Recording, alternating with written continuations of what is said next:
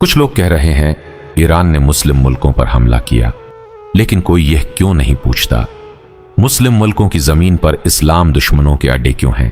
سچ ہمیشہ کڑوا ہوتا ہے۔ آج مسلم دنیا دو حصوں میں بٹی ہوئی ہے۔ ایک طرف وہ ملک ہیں جو کہتے ہیں کہ وہ اسلام کے ساتھ ہیں، اور دوسری طرف وہ جو خاموشی سے غیروں کو اپنی زمین دے چکے ہیں۔ جب بم کرتے ہیں تو صرف عمارتیں نہیں کرتے، حقیقت بھی سامنے آتی ہے۔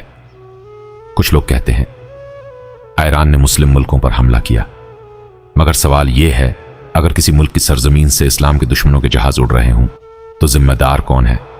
حملہ کرنے والا یا راستہ دینے والا؟ یہ جنگ صرف میزائلوں کی نہیں، یہ جنگ غلامی اور غیرت کی ہے۔ آج سب سے بڑا مسئلہ یہ نہیں کہ کون کس پر حملہ کر رہا ہے، بلکہ یہ ہے کہ امت ایک کیوں نہیں ہے۔ جب تک مسلم ممالک اپنی سیاست کو ایمان پر ترجیح دیتے رہیں گے تب تک کوئی بھی محفوظ نہیں رہے گا۔ سوچو، اگر ہم ایک ہوتے تو کیا کوئی ہمت کرتا؟ مسئلہ ایران یا عرب کا نہیں، تم مسلمان ہیں یا اسلام کے نام پر دھبا۔